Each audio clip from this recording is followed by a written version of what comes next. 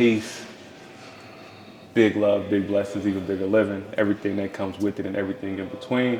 You are tuned into Thinking Out Loud with Samuel David.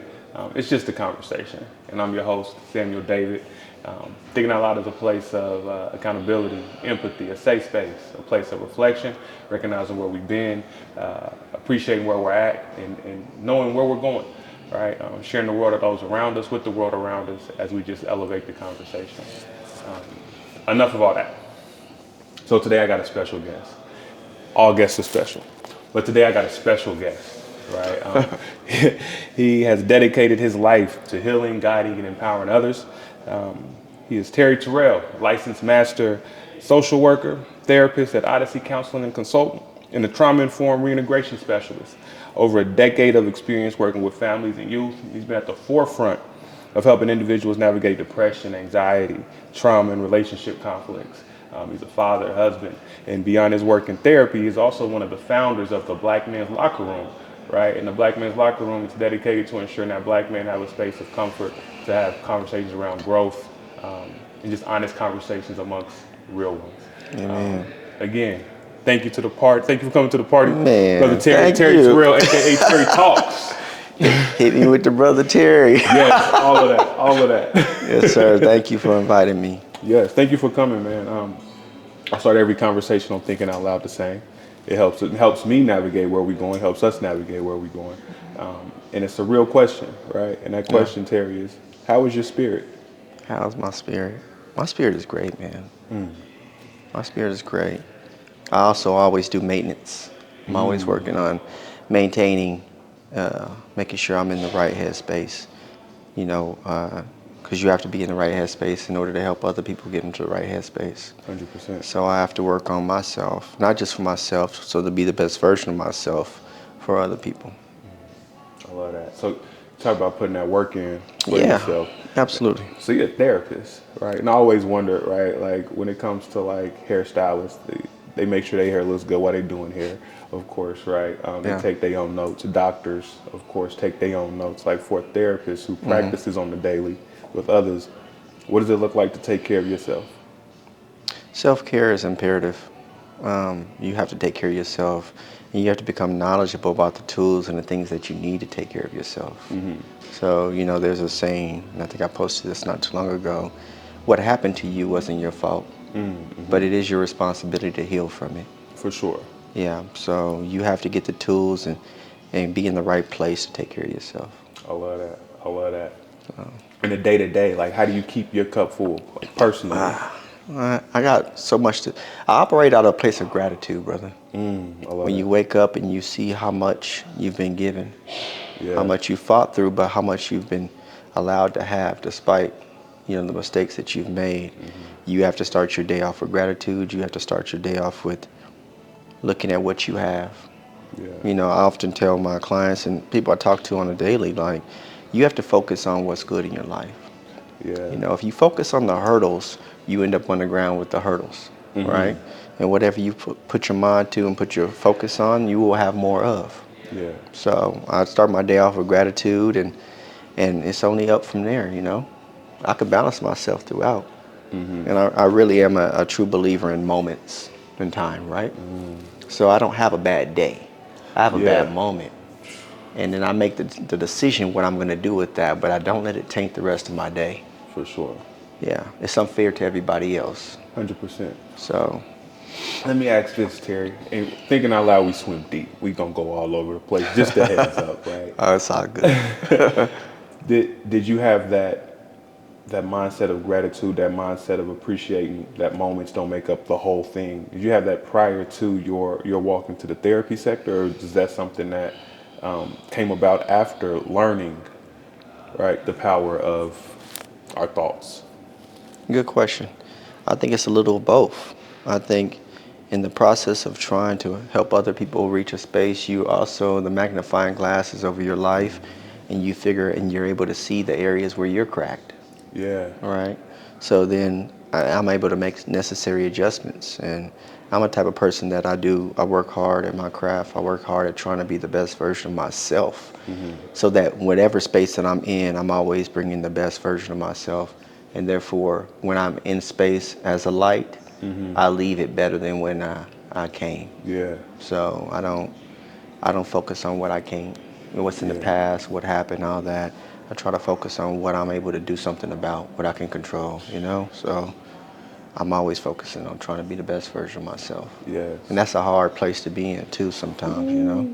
Because you have to have some honest and some accountability about what you see that's ugly. And some things that we see in others, we we we want to criticize and crucify other people for things that we might have in us.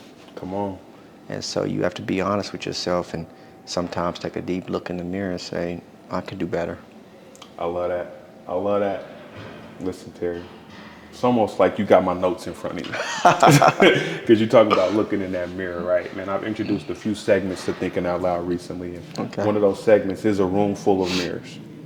Okay. Right, and it's a moment of reflection, and I think the same way you mentioned, right, where we sometimes look at others, and as we teach, as we coach, as we counsel others, you start to see the things in yourself that you can improve. But there's also beauty in others being able to see you, right, see yourself. Yeah. So as we walk into this room full of mirrors, right, and it's always about that self-awareness and reflection. You spent years helping others heal trauma, navigate trauma. It's a forever journey. When you step into this room full of mirrors and reflect on your own journey, as a father, as a husband, as a therapist, what is one lesson that you've had to unlearn about yourself that's changed the way that you show up for yourself and others?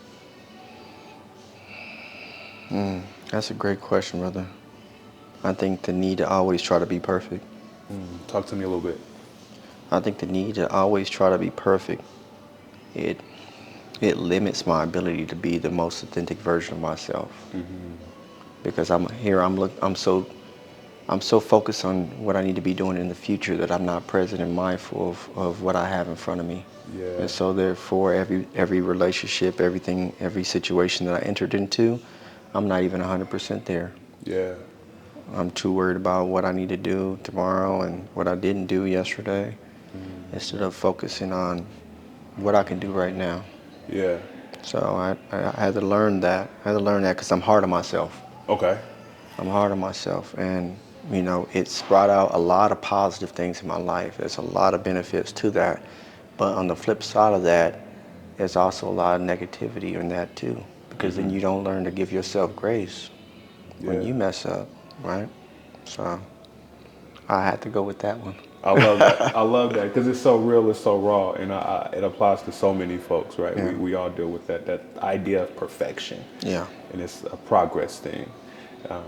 When did you unlearn that? Like, when did that hit you? Was that a recent thing? Is that something that sat with you for a couple of years? I think it's something that's ongoing, you know. I think I've learned little pieces that reinforce the truth of that along the way. When I went back to school to get my master's, Yeah. it was during a pandemic. And I had to learn. I mean, I thought I was pretty tech savvy, but when everything is online, you have to learn how to navigate that space a little different, you know what I'm saying? So and during that, and then just also fighting for the same space of feeling like I was worthy. And so along that journey, I started really having to kind of battle with the old version, the old things that people placed in me that I had to relinquish in order for me to be a better version of myself. Yeah. So when I finished, you know, top of my class. I finished what would be considered summa cum laude, which is the highest academic. Fire. I finished president of the Honor Society. Yeah. I finished with a lot of accolades and benefits, and I was proud of myself for it, you know. So, yeah. Ooh, okay. You got me thinking, and it's interesting hearing this from a licensed therapist, somebody who practices this on the daily. You talk about that idea of perfection, that strive for perfection. Then you mentioned the accomplishments that you achieved going back into school, even facing the struggles of the technology and things like that. Yeah. Do you think your attitude of striving for perfection helped you with that, or was it kind of letting go of that idea you have to be perfect that gave you space to achieve at that level? Man, you asked some great questions, brother. Hey, I like to swim. I like to swim. I like it too. I think it's a little of both. I think two things can be true at the same time, right? Word. I think sometimes we're moving towards things and we're also trying to shake those things that are still trying to hold us in place, right? 100. So my need for perfection also pushed me because those same voices that criticized me were also motivation to push me forward. Yeah. I think so, I mean, you could have two kids and two people from the same household and have two totally different outcomes for their life, right? Yeah. So what one person uses motivation is another person's excuse to stay stagnant. So I think it's a little of both. 100%. Yeah. 100%. Oh, I like it. I like it. We swim in Terry. Okay, so you talked about being off camera. We talked about you a father, 5. Yeah. I'm a father of 2, right? And I like to think humbly and with all humility. I'm like a cool dad, right? I'm a cool person, man. I rap, I host events, life coaching, inspirational, all of that stuff, right? But my kids hear me, and it's just like, You just dad. I'm just dad, Yeah. right? Like whatever dad, right? Like so with you 5 kiddos ranging from, like you mentioned earlier, 9 years old, I think you said. The oldest being 20, the youngest being 9. It's a wide range of children, right? And I'm sure Yeah. they all experience dad different. Same amount of love, but experience dad different. Is it a struggle for them to receive when you give them the game? Because you're dad. I think you would have to ask them that, Like you said, I'm just dad. But I do strive hard to try to give them information and wisdom at where they're at. I love that. And I think with the example you've given, I think sometimes when we're around great people, sometimes they're just who they are, you know what I'm saying? I think that's just in us as people to always put people in boxes. And sometimes it does hurt the overall relationship.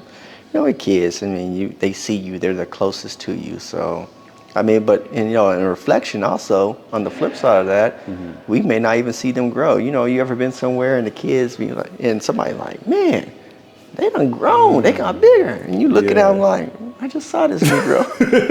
Right. Like, yeah, you know what? He did grow, you know what I'm saying? Ooh. And so, yeah. I think it's a little of everything, But proximity.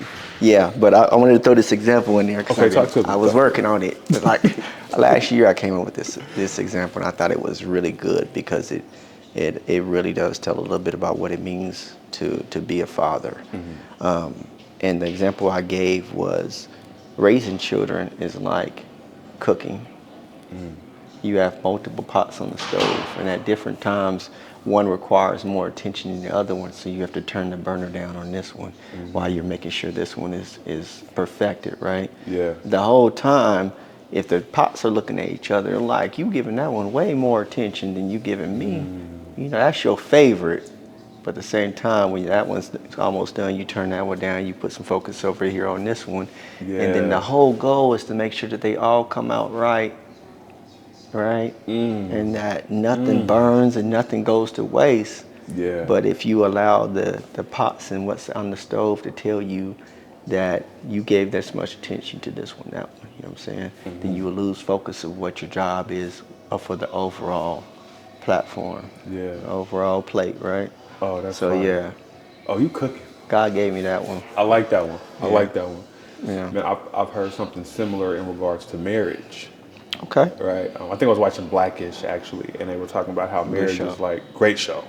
They mentioned how marriage is like Thanksgiving dinner, right? Okay. Where the main course is the main course, the turkey, and everybody puts all the effort into the turkey, but then you put the turkey in the oven and you forget about it, so you can tend to all the sides, right? Whether it be friendships, work, the kids, right?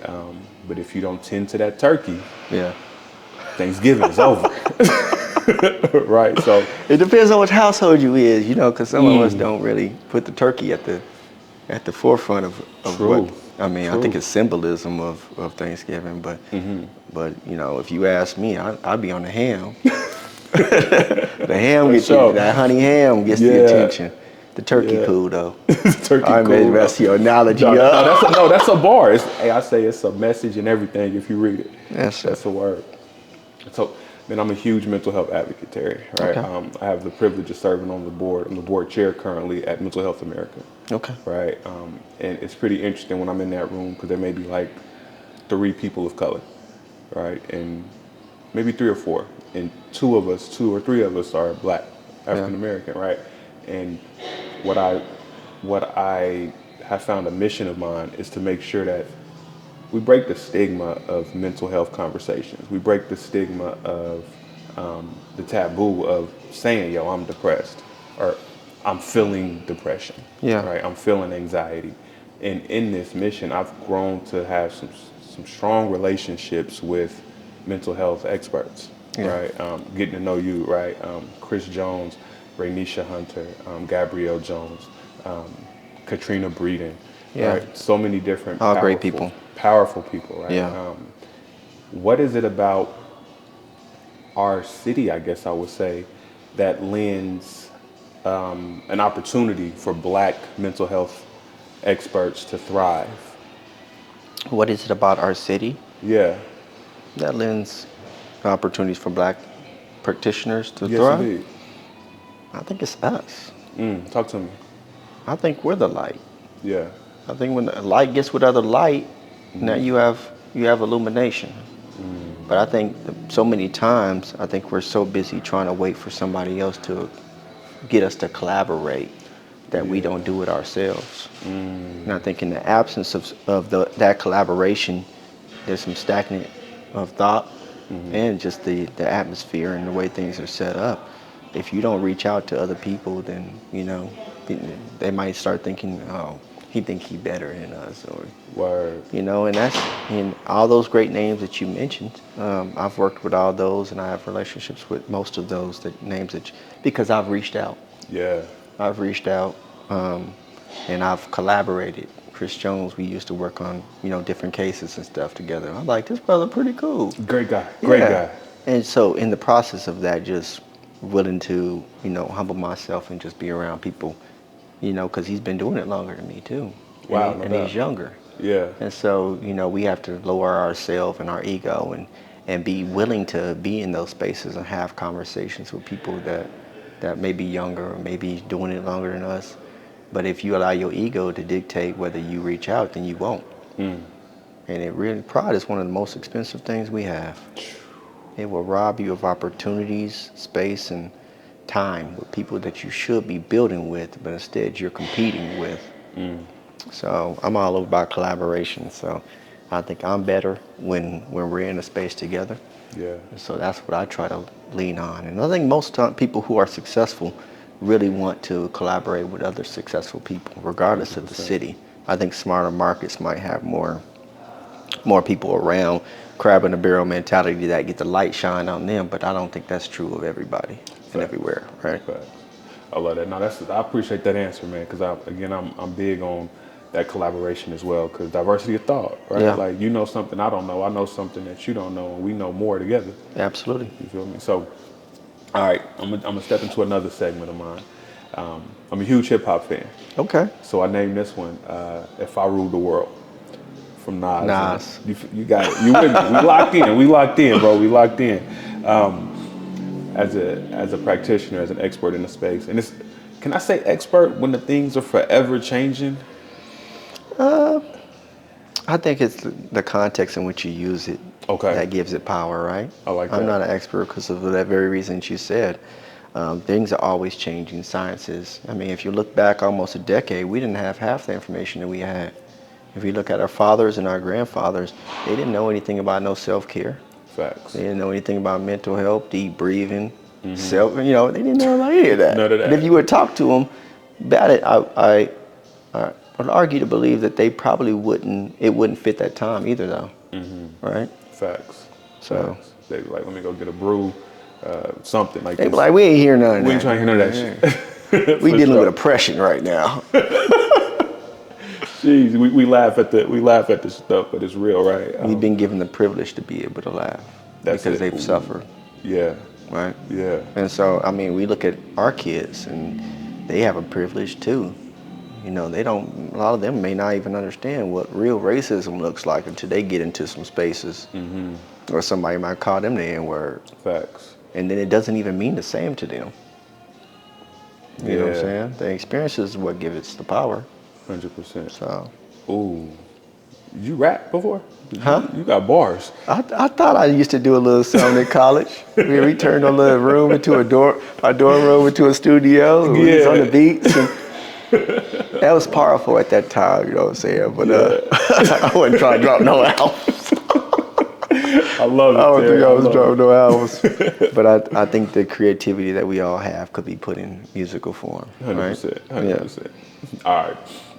So if I ruled the world, right? If you had to shift, if you had the power to shift one thing about how we approach mental health, right? Whether it be in families, whether it be in the school setting, whether it be just society in general or culture in general, what would it be and why? Oh man, that's such a heavy question because I don't think there could just be one thing. I think it depends on your specialty and what you've been around. Okay. I think in some areas, especially for us, some spaces that are unique to us people of color, you know, we talking about integrating schools, and then have a conversation. Was that good for us? Because we integrated the school system, but we didn't integrate the system. Yeah. We lost a lot. We lost a lot. Look at the numbers, some of that, you know what I'm saying? So when you talk about one thing shifting, one thing, I don't think it could be one thing. I think, but if you get with multiple people that want to shift things in general, now we talking about doing some progressive work and some stuff that's impactful. And I think for us as people of color, that's been a struggle because most of us can't even get on the same page of what the problem is, Yeah. right? So I heard a great quote the other day from a book I was reading it, and it said, "Never give a group of people the solution that don't have the same agreement about how the problem formed." Yeah. Now, I totally messed that up, but I get the get gist the of it. gist I of get it, the right? gist of it, Right. yeah. So yeah, No, that's powerful. Man, you said something in there about the reintegration into schools without the reintegration into the the system, right? system. We weren't able to break that. And it may be a weird question, but in your experience, in your expertise, right? How much does systematic racism, systematic oppression, and things like that tie into long-standing mental health Oh wow. issues and opportunities to resolve? I think I think the sciences and everything shows the damage that's been done and what continues to be done. Even if you look at some of the studies that were done for pre-K and some of those studies, there's one that shows that whenever there was a group of kids, um, that most of the people who were in charge, the teachers or whatnot, would always be focusing on the young little black boys. And when you see stuff like that, you're kind of like, man, that puts us at a disadvantage from the very jump, Yeah. where we're always looked at.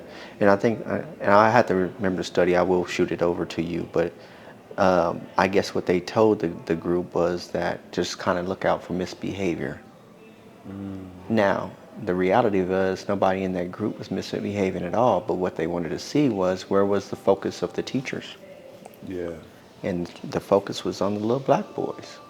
So in this study, they say, hey, we want to find bad behaviors, and the teachers, subconsciously, essentially, they locked in on the black students. Yes. Wow. Okay. Yes, but a lot of these studies and stuff that comes out with all this information isn't new to us as people of color.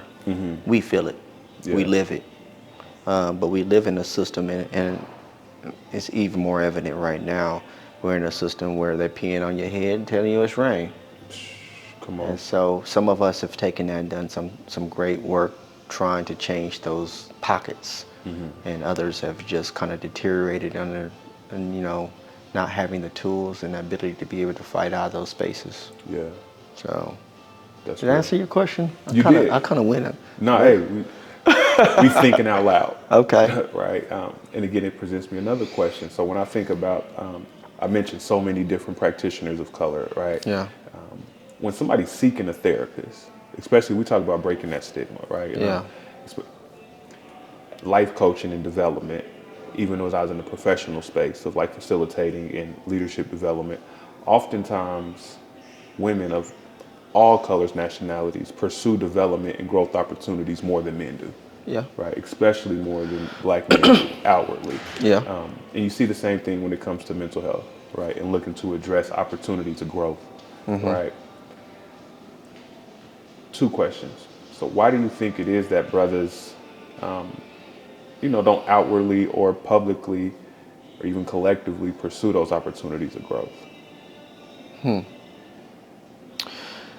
That's a good question, and I'm gonna try to attack it from one's angle, knowing that there's so many. It's layered. It's multi-layered. 100%. There's so many different things that tie into that. I mean, when you look at, the face of oppression, if we walked into the same room, I mean, there's different things that we deal with just as men. If me and you both walked into the room talking loud, their eyes might go to the darker hue than the light-skinned brother, so we deal with colorism, so there's some fights that we have even within our own ethnicity and gender. Yeah. But for us as men, I think we're indoctrinated and we're taught to never show what's going on inside. And if we're honest, there's not been very many spaces where a man can really go and be vulnerable and not there be a negative consequence to it. Yeah. Right? Now, if we look back at our grandfathers, our great grandfathers, maybe definitely wasn't no space for to be vulnerable, but I think that it didn't serve that time either though, right? Yeah. So I think when you're talking about men, especially black men, we're leading the charge with depression, we're leading in, people of color, high blood pressure, hypertension in both men and women. Suicide is highest among black men. Yeah. And so there's so many different reasons that you can point to, but it has to be more representation, more people like us that have conversations about mental health. I think one of the biggest places where conversations happen for us is probably the barbershop, right? Yeah. But it's also one of the biggest places of misinformation too. Ooh, come on. So if you have people in there, that was given the right information, the brothers could leave with the right information and do something with that, versus having to combat misinformation and then taking that, and then it might be a couple days before a brother, or a couple years before a brother actually hears, nah, brother, that ain't true. That ain't right. I don't know where you got that from. Yeah. But he may take that, and they take that as the gospel truth. And unfortunately, if there's nobody that is a professional in that space that can tell them, no, that's not the case. This is what it is. Yeah. Then unfortunately, they take that misinformation and it becomes the gospel to them. 100%. Yeah. So my second part of that question then, right, is what advice would you give brothers who, because I think it's clear to say, you mentioned depression, right, hypertension running rampant amongst young black men, older black men, the stigma, the vulnerability, we gotta let go a little bit, right, the pride. Yeah. Knowing all of that, what advice would you give a brother to help them recognize, you could utilize a therapist? This could make your life more whole. Yeah. Good question. I gotta shout out my brothers at the Black Men's Locker. Yeah. Because, some of the staff, founders, Marlon, Tyrese, Norris, these brothers are working tirelessly to try to make sure that we are giving these brothers some information that they can digest and they can go do something with. We have a lot of chat rooms where one of them being a mental health space. It's called a healing center, and we put information in there. And some of the brothers really are starting to try to have conversations about their mental health. The stigma isn't as heavy as it used to be for mental health in the black community. However, I think we deal with something that's specific just for black men as well, is that, again, going back into, we want to make sure that we're stoic in our position, that we're strong. We don't want to still look weak. I mean, that's a man thing, but when you're talking specifically as men of color, we have to start getting more information into the spaces in which we're at. We have to have representation that looks like us. Because if we're honest, the history of mental health has been at the back, it's been at the expense of black bodies and minds. You look at Well, I ain't gonna go a whole lot. There's a whole lot I could spill on that. Yeah. But unfortunately, the Tuskegee Syphilis Project, when Yeah. you look at mental health in America, what has it done to us? And then, black people aren't really trusting of government or agencies, and for a good right and good reason. 100%. You know what I'm saying? They were using us at one point as dummies. And so to further mental health and medical, so we've been used at most points to get the advances, but without the benefits. So, I mean, medicine has changed a lot, but I still, every once in a while, I run into some families that may have some core beliefs that they don't believe the medicine works for them, or you just want to dope my son up, and so you combat a lot of that. But I think most of that has to be combated with good information and sound judgment from those who are able to look like, Yeah. In Kansas, black practitioners are less than 12%. Wow. And for a black male practitioner, it's less than 5. Wow. So I understand that I'm a unicorn in this space. Yeah. And so I try to make sure that, I do these type of interviews. I volunteer my time. I mentor. I used to teach. I used to set up mentor programs. I've done a lot to make sure that these kids see me. Yeah. You It's know, tangible. I may be the first black man that they see with that dress like this, that's able to articulate himself. And for them, if they can see it and they can hear it, then they can believe it, and they can hope for it themselves for that. You know what I'm saying? So 100%. I try to do my part to make sure that I'm out and about. So Oh, that was wow. a very long answer I've given you, but No, I get it. I get it. You walk the walk. You walk the talk. And you show up in the spaces. Sounds like with the Black Men's Locker Room, you've even cultivated the space, right? Which I think that's the start of it. Yeah. Right? And that's powerful in itself. So I appreciate that insight. All right, we're gonna keep these segments rolling. bring it. So this one, as I mentioned, I rap. I sometimes rap. It's like riding a bike. And my slogan is, "Can I talk my shit?" Okay. Right. I used to ask. I don't ask anymore. Now I talk it. Okay. Right. So, but in this segment, it's called "Can I Talk My Shit," man? And it's really your opportunity to stand 10 toes down on an unapologetic belief. Nobody can combat you with this thought right now. Right. And it is something that you stand on. Can't be swayed. It is truly like, yo, yeah. Yeah. What is an unapologetic belief that you have when it comes to rather mental health or personal growth that you refuse to compromise on? Man, you came with the bangers, huh? I think for me, it has to be, I won't be denied. Ooh, go deeper. Talk to me. Yeah, I won't be denied. I think somebody who is, I think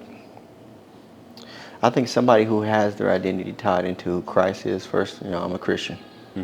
First so somebody who has their identity tied into Christ won't be bound by somebody who's limited by man's standards.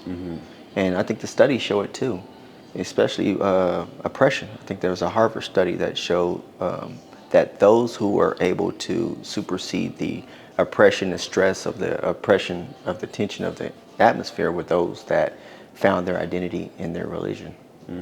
So whether it was Christianity or whatever it was, if their identity was in something bigger than what they were seeing, then they were able to supersede some of the stress and stuff that they were dealing with people. Yeah. So I believe like God believes I am. And as long as I lean into what his understanding of what I can and be, there ain't nothing that these people can do with me. And I'm walking in my purpose and understanding right now, and it's a wonderful feeling, man. And I understand why the enemy was trying to take me out.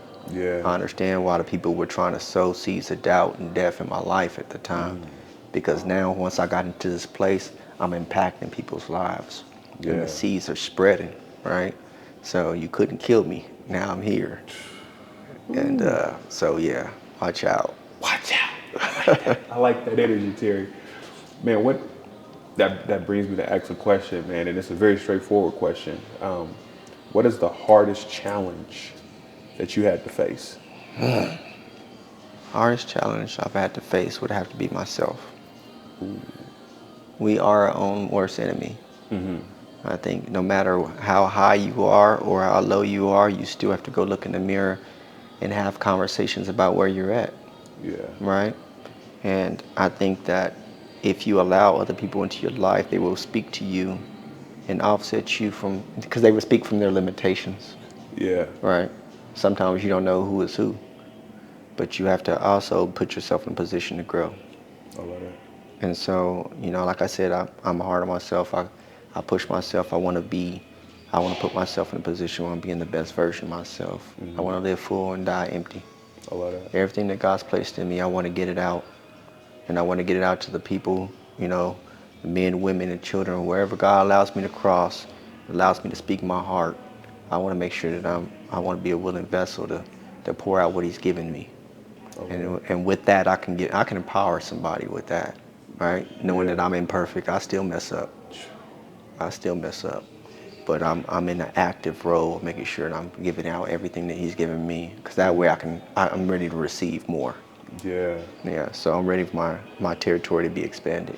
Ooh, oh, you preaching. I didn't know you preached too. I didn't see that when I was. It's in my blood, brother. It's in my blood. You raised by a preacher? My great grandfather, Terrell Hood, was a pastor. Wow. Church of God in Christ, and he was also an activist.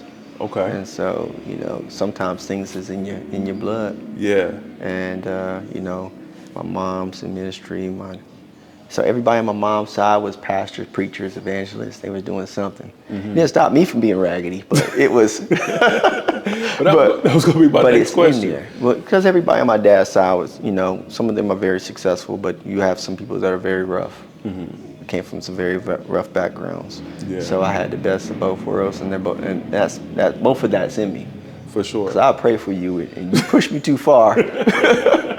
I'll tell you about yourself. Yeah, that's fair. That's balance. Yes. Balance. I will give you a balanced approach. That part, bro. So I want to jump into that a little bit. So you mentioned one side of your family, evangelist, you were raised in that space, right? As well as that balanced side of, not being so saved and not soft over here, right? To say the least, man. And having that activist bloodline as well, man. How did that inform you in your young years? I don't know if it did. I think it laid a foundation. Okay. And I think I was able to come back to that foundation after a certain point. It talks about you raise a child up in the right way. At the word, they won't depart from it. Word. Once you put it in them. And I believe that the word was in me. I just had to go out and figure out, what does that look like for me? Yeah. I had to question some things. Is this the God that I believe, or are they making me sit in this pew, read this book? Is this the Jesus I want to serve, or is this the one that you just keep putting in front of me to keep me quiet and to try to make me live a right lifestyle? Right? Yeah. So I think everybody has those questions about religion and spirituality. And I think for me, I had to go out and kind of figure out. And so I ran really hard that way. And somewhere along the line, he kept kind of curving me back. And so, but I think any lesson that you have is only valuable when you've suffered to attain it. 100%. Ooh, you got to go through it to get through it. Yeah. And then give it to the world to understand it better. Absolutely. You ever seen somebody have something that they didn't work hard for? They don't appreciate it. Not one bit. They mistreat it. Yeah. They abuse it. But for somebody who's had to go through the fire to get it, shoot. Yeah. They hold on to that thing, and they're represented well. They hold their trophy up. Yeah. Yeah. Because it's the journey. It's the journey that gets you prepared to hold the trophy. Not just the hard work, it's the journey. So yeah. I'm still on mine. You ain't seen nothing yet. I'm still working. Makes you think they say champions don't show up. Like, champions aren't made at the championship game. Yeah. Like, they're made all of those steps along the way, the journey along the way, right? That discernment that it takes to recognize what's for you, what's not for you, to stay committed to the mission, to the goal when the hard things come your way. I mean, you talked about your journey to to kind of go into the right path, man, and the discernment I'm sure it had to take Mm-hmm. to be like, yo, I feel you tugging at me, but Yeah. I still want what I want, right? Yeah. Can you recall the moment in that journey that truly helped you get all the way corrected on your course? I don't know, man. I think fatherhood. I think hitting rock bottom, and then God giving me some grace and people around me that was going to able to help me kind of get myself together. Um, I went put myself through school as a single father. I was working and going to school, Yeah. and I think through the process of that, it purified me to be able to be a father of quality. Because I didn't have a lot of resources and stuff, but and their mom was real flaky. But I remember telling God, I said, if you would give me what I need to raise these girls, I do it. And along the way, God kept dropping pieces. I had a supportive mom and sisters that would help out with the girls and stuff, and so I figured it out. Yeah.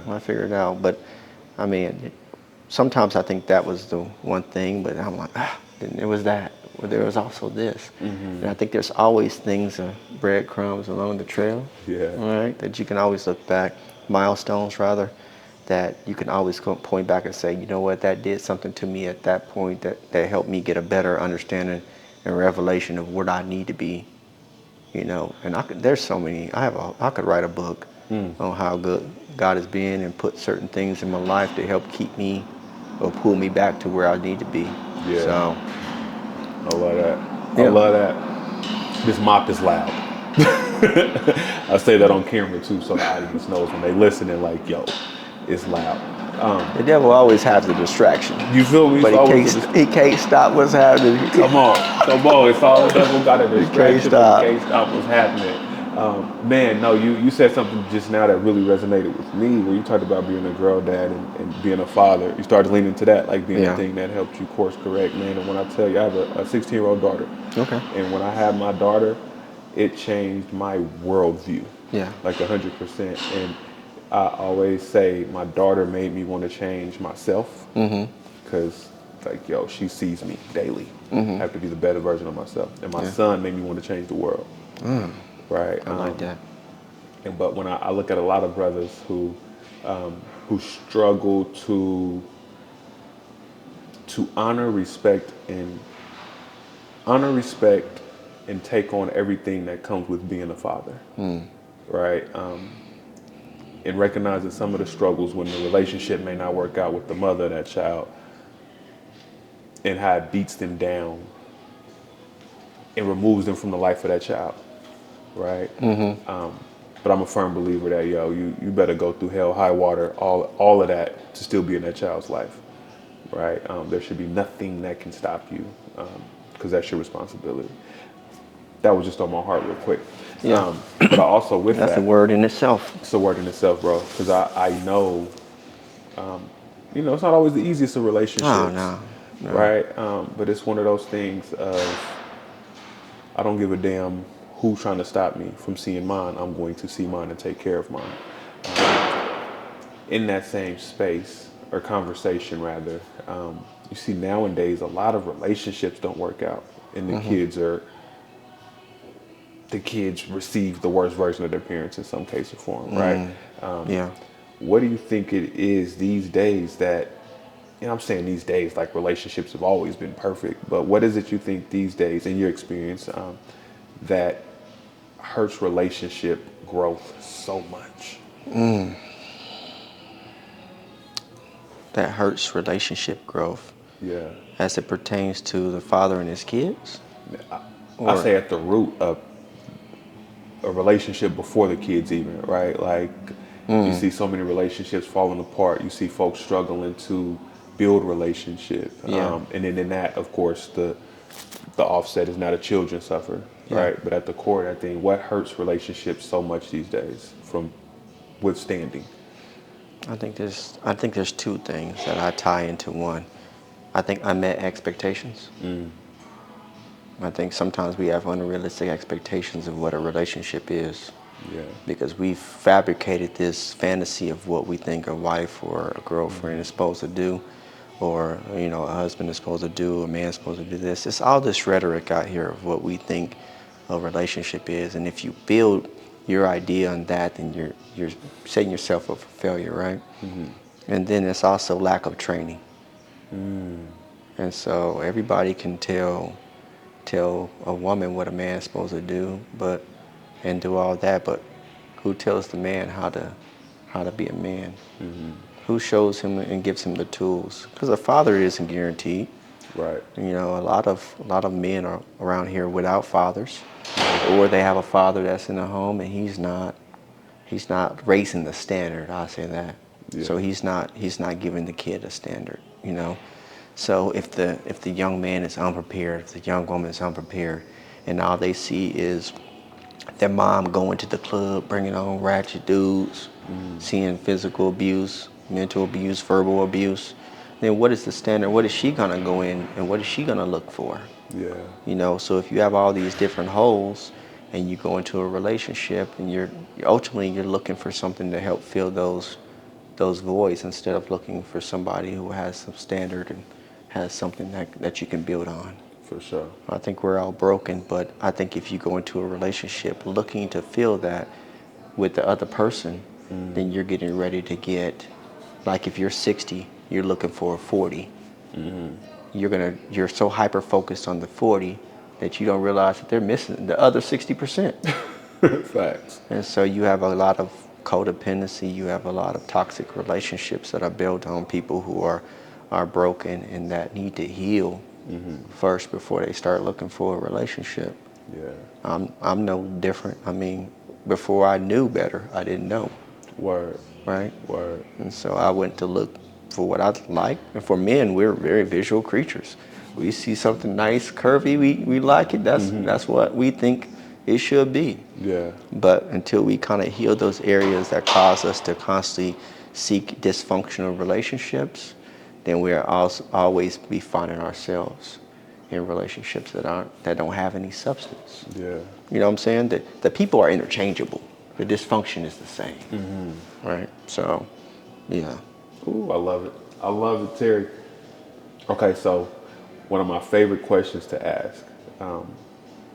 Terry, now, what would you tell yourself 10 years ago? Like if you could pull up and you look like, bro, listen to me. Right? Like, what advice would you give yourself? What would I give myself 10 years ago? The younger version of myself 10 years ago? I don't know, because I don't know if he would listen. That was hard. I think that's the best answer I've heard when I asked He's that a question. hard head, he's a hard head. I would say this, because I've given this example to some of my clients before. I would encourage him, obviously. I would tell him that he's more than what he is now. Okay. I would tell him that his future looks different than where he's at and where he's come from. I would teach him, I would encourage him to keep doing the things that will allow him to be successful and be the best version of himself, and it will open the doors for him. So I think about 10 to 15 years ago, I was at a space and time where God allowed me to come across a group of people that were reading. They were listening to positive CDs. Yeah. They were going to conferences. They were talking about money. And I was able to tie into that system and all that reading that I was doing. At one point I was reading about 3 books in a week, bro. Fire. Yeah. And it changed. I changed here. Yeah. And then I changed here. And then my atmosphere changed. And we have to change here before we change this. Facts. Because you can't outrun yourself. People try all the time. You can go to Dallas, you can go to Dallas, Texas, you can go to Houston, you can go to Chicago, you can go wherever you want to, but you're still taking yourself with you. Yeah. Just like a crackhead. You take a crackhead from here, drop him in Dallas, you drop him in Chicago, what are you gonna do? He gonna go create an atmosphere or go find an atmosphere where he's comfortable. You have to change here, then you can change outwardly. I like that. The name of my coaching business actually, Best You, Better World. Right? 'Cause you're the One more best version time? of yourself. Best you, better world. Best you, better world. I like Yes, that. indeed. Because I want to help individuals recognize you're the best version of yourself. It makes the world around you that much better. Right? So, yes, indeed. Yes, indeed. All right, Terry. We at the last segment. Before you go to that next segment, I gotta give you this. this. I gotta give you this example, bro. Okay. There was a movie came back. It's X-Men. You watch X-Men? I'm a nerd for Are the you MCU. Marvel or DC? MCU, Marvel. I never read the comics, but the movies, I'm on. Yeah. Come on, man. Talk to X-Men. me. So there's a movie. I'm trying to think which one is it, but it's the one where Professor X, where they go back in time because these robots are able to come in and you fight them and you get rid of them, but then they're able to go back in time and They try. now they're mutable, so everything you did to them before they come you know which back one I'm better. talking Yes, about? Indeed. Yes, yeah, indeed. you have to share that with your viewers. But so then Professor X goes back to the college version of himself, and he's trying to convince the younger version of himself that he is much better in the future than he is now.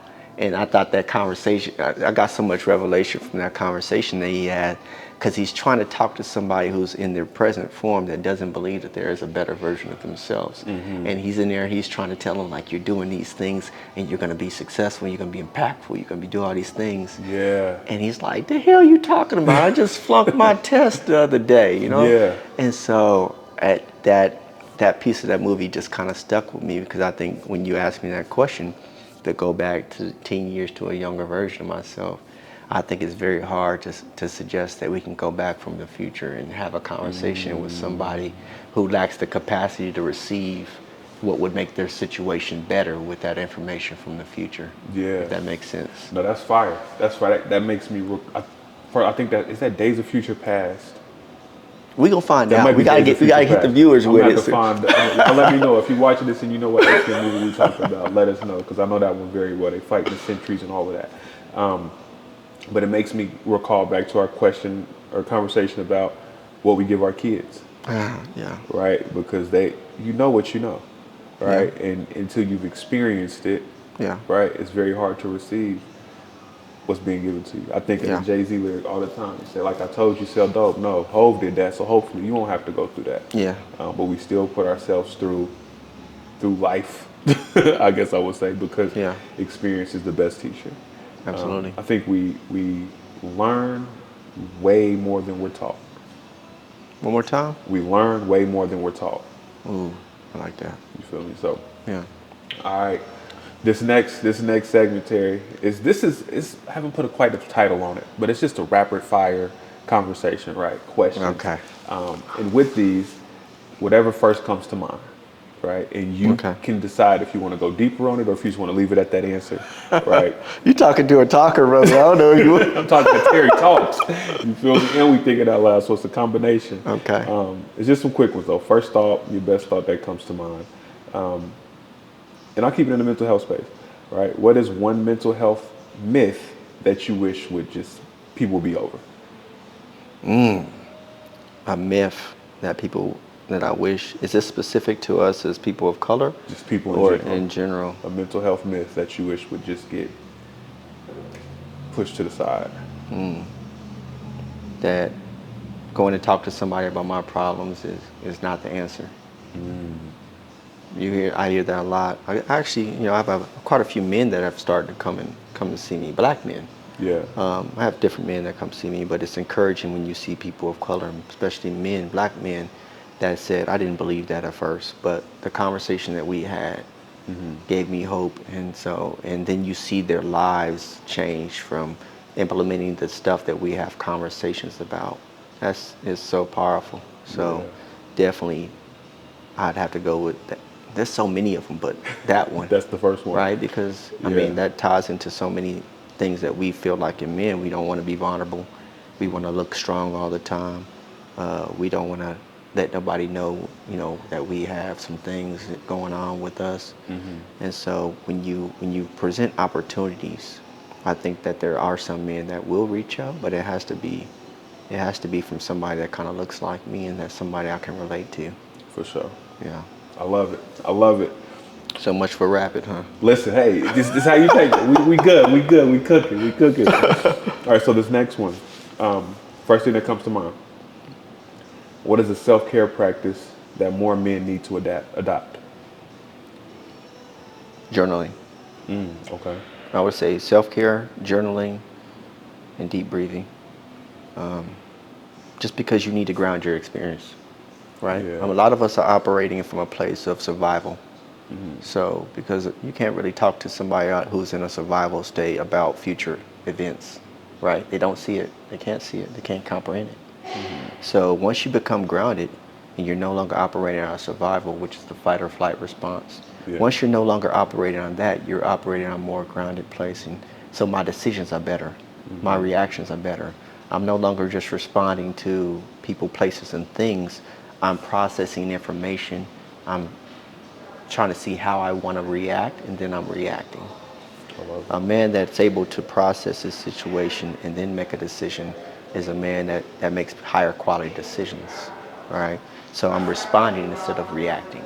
I love that. So in order to do that, you have to become grounded. And a lot of us are really dealing with our issues to the point where we're constantly being reactive. Yeah. Facts. Ooh, come on, we preaching, we working, we working. All right, so this next one, I got two more. This Okay. one, and I'm asking this especially because you mentioned your faith background, right? And Yeah. it, I promise, it may be a trick question. I mean, I promise, it's somewhat of a trick question, right?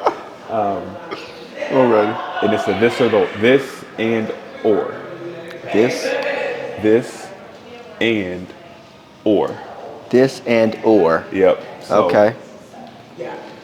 prayer over therapy. Both things can be true. All right. It has to be. Yeah. The it's built into us as individuals to worship. The question is, what are you worshiping? Yeah. So if you're not worshiping the true God, what is on that pedestal, right? Maybe you're on that pedestal. Maybe you're worshiping yourself. Maybe it's drugs, sex, women, whatever you feel like you're worshiping. If you follow a person's money, you usually find out what's important to them, Yeah. right? What they spend their most money on. But they're worshiping something, so there has to be a fine tuning of worship in your. And I think a person that's whole and healed has a better understanding of worship, I right? like that. I But like that. I think sometimes in order to even get into that space and have the capacity to have conversations about religion and spirituality, you have to get some therapy and heal from some spaces in which you're broken. Yeah. Yeah. I like it. I like it. I had to throw that one in there because I often think about, generational wise. The older generations, they would say, "Hey, I'm gonna just pray about it," and faith without works is dead. Yeah. Right. So definitely a combination. Last rapid fire question. Let me ask you a question. Talk. Oh, I like it. I like it. Talk Let me to me. ask you a question. Do you feel like that saying has helped us or hurt us? I think the saying "faith without works is dead." No, no. I'm gonna just pray on it. I'm gonna just pray on it. I think that has hurt more than helped. Okay. Right? And the reason I say I feel like it's hurt more than helped is because it's complex, it's layered. Yeah, it's right? multi-layered. I always say there ain't no more grandmas, right? And with the lack of grandmas, then there is a piece of the impact, the tangible, and the action part of prayer. Okay. Right? Grandma praying, and you see her doing the work behind it. Yeah. Right? We've now kind of stepped into a culture where people say, "I'm gonna pray for you." Yeah. Like, where you going? You gonna pray for me? I'm right here, baby. Talk to me. Yeah. Right. So it's that again. I say that back to the faith without works is dead piece, Yeah. right? Because we've replaced a lot of prayer with manifestation and these different words. And Yeah. I'm a firm believer that wherever you believe, the words communicate here. Yeah. That really communicates with your system in a space to where now you have to operate on that. And if I say, man, I'm praying for patience, Yeah. and then the opportunity to exercise patience presents itself, and I don't act accordingly, then it's an empty prayer. And I don't think people sometimes even realize that what you pray for, you get the exact opposite of to help you get into a position so that you can have what you're saying. That part. Yeah. That part. If I'm praying for, I need more money, and then I start getting calls from people for random things. Yeah. Right? Not recognizing that somewhere along the line this could lend to more opportunities Yeah. to get paper, right? I have an example I always provide when it comes to praying for patients. I had a buddy of mine, we was at church, and he was like, and I've been praying for patience, and he always talk about it. And a couple weeks later, he got a job working with kids. Yeah. And the first thing he told me, we got to, you feel me? You see where it's going. You ain't got to say a whole lot more about that. You see where it's going. Yeah. And I kid you not, the first week he's like, these kids is driving me crazy. They really testing my patience. And we at church, I'm like, bro, this is what you prayed for. Yeah. You have room to now exercise the thing. So back to that question, I definitely think the thought of praying about it has hurt us more, because there's also folks act like mental health opportunities aren't there. Right? Now that you're saying you're gonna pray about it, well, you don't recognize like you need to now go talk to an expert, or you could benefit rather from talking to an expert who can help you recognize the feelings that you having, because you're not going to come across the resolution by yourself because you have not been trained or exposed to understand what it is. Yeah. Right. I think you're dead on with that one. I think a lot of people rather chase a coach than chase a therapist. I think it's just something about that term, therapist, that really is kind of throws people off. Yeah. But I would caution people about always seeking coaches instead of a mental health professional that's licensed, is because some of them, they have techniques, but they don't have revelation of how to get you out of certain spaces. Yes. And if you have some deep down resentment here and there, and you have some brokenness, and they take you into a psychological space, and they can't help get you out, you're setting yourself up to really have some issues.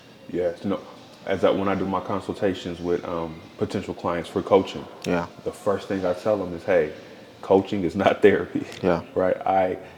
I am not fully equipped with the tools to help you resolve the root, or to address the root. Yeah. I have a wealth of resources that I can connect you with if you want to address the root and understand why you think this way or behave this way. Yeah. But if you want to knock out a goal, right, have a mindset shift, I can help you there. Yeah. Right. So I think, again, it's one of those things that comes full circle and make you whole. Is you need faith to lean on. Right. You will benefit from an accountability partner. Yeah. You will strongly benefit from somebody who's able to help you address how you became who you are right now. Yeah. Right. So, this is lovely. This is powerful. I love it. I love it. I've been waiting to throw some questions. Let me not hijack. No, listen. That's what we think out loud for. If you got this is the space. This is that time, man. Because I love dialogue. Yeah. Right? Absolutely. Iron sharpens iron. That part. So, what other questions you got? Talk to me. Well, I think my questions come best as we continue to have dialogue. Yeah. I mean, a lot of my clients, I also tell them that I'm learning from you too. Word. In my finite living experience, I've only lived within myself. I haven't lived your experience. I haven't had your experiences. So I'm learning from you too. Yeah. I have multicultural clients from all races, and so I learn from them. So 100%. yeah, so it's beautiful. Question as a therapist, and I always lean on like the parenthood informs so much for me, because our kids are ours, right? It's that. But I often think, right, like as a therapist, you've given somebody some game, you've given them the tools, the resources, and then you continue to see the cycle repeat, right? What steps do you take to then, again, reinforce the importance for this person to utilize those resources, right? I guess I'm saying, like, somebody comes to therapy and you give them all the game, you give them everything they need, but they're just not using it, right? What does that conversation look like? I had that same frustration when I was doing social work too, though. And what I had to come to the understanding is I see it clearer now that I'm a seed sower. I don't get to dictate what the ground looks like. I don't get to dictate whether it rains or what happens with this seed. My job is to plant the seed, right? So at some point in time, maybe God decides to shake the ground, and now the seed falls in at the right time and it becomes a beautiful oak tree, right? Or, it dries out and it never reaches its, but either way, it's not my responsibility to make sure that individual does what they said they were supposed to do. I mean, unless I'm a case manager or something like that, right? That's different, yeah. Yeah, but it's not my, and so I relinquish that pressure of making sure that that's done. And then I allow that person to be exactly who they say they want to be. Who not just say, but also showing me who they want to be, right? People say stuff all the time. But I give them the grace to make mistakes, Yeah, and then I also allow them the space to be able to pick themselves back up and do something with it. for sure. Right? So I just understand that we're all on a different journey. It may take 3 or 4 people, and I don't know where I'm at they're at in the process, right? Yeah. I might have dropped a seed. 3 people might have dropped seeds before that might have gave up, but maybe I dropped mine and something happens. Yeah. Or maybe I dropped a seed, but they're not going to change, and the ground doesn't shake until maybe 2 or 3 years, you know. So I have to be confident in my position and what I'm doing, and allow them to be whoever they gonna be. For sure. Right? Man, you said something in there. You never know where they are on their journey. It makes me think of a thought that I've had for forever, and I need to articulate it for video soon. Yeah. But the main character thought, right? Like everybody is the main character in their own In movie. their own story. Yeah. But what happens often is people feel like they're the main character in other stories, right? It's like you might just be the comedic relief, right? You might be an NPC. You might just be an extra. You might even be the dramatic tipping point, right? But I just thought about that, right? Because as a therapist, I can imagine there's sometimes people feel like I'm at the point where I need therapy, but they might be jumping the gun and not be at the point of being able to accept what comes with therapy. What is that like, right? You sit with somebody and you show them, you help them rather see themselves, see their opportunity of growth areas. Yeah. They don't like what they seen, and then you don't see them no more. Yeah. What is that like? I think again, it has to go back to kind of the example that I gave you. I'm not God. For sure. I don't get to determine whether they do something with this. And I have had some that have used the stuff, used the techniques and things, and I have seen great results, and we have conversations, and they have big wins in their lives, and then they default back to old behavior. I think there is some regression that happens anytime that you're progressing. However, they just kind of choose to do something else. Yeah. And I think that's the free will that God has given each and every single one of us. And I can't internalize somebody else's lack or their progression or the lack thereof because I've given them something. I was supposed to do that. Yeah. Right? Yeah. The hammer hit 5 nails, and he go back and try to celebrate the house. Right? Inspired, yeah. And so that's your job. You're supposed to do that. You know what I'm saying? So what they do with that is clearly up to them. At first, it used to be disappointing to see that, but then again, as men of faith, we put some prayer on it and allow them to do what they're gonna. That's God's responsibility. That's His kid. 100%. So I'm gonna drop the seeds and I'm gonna keep moving this Keep way. it moving. Because ultimately, what you allow yourself to do is, as long as you're on a path of progression, they'll seek you back out. Facts. Right? Facts. They'll find some material that you put out there, some talk. Maybe they might watch this podcast or something and be like, you know what, he was a great therapist. So, I should look him back up or something. Makes sense. So you never really know where your paths will cross again. But you want to be gracious with the time that you have. I love it. Right? I love it. A mutual respect. Yes. Off top. Okay, man, I got one last question. And this ties back into the rapid fire question. You walk into the room, and every time you walk into the room, everything stops and music plays. What song is playing? Run that back. Run that back. Every time you walk into a room, right, everything happening stops. And there's a song that starts playing. What song is playing for you when you walk into that room?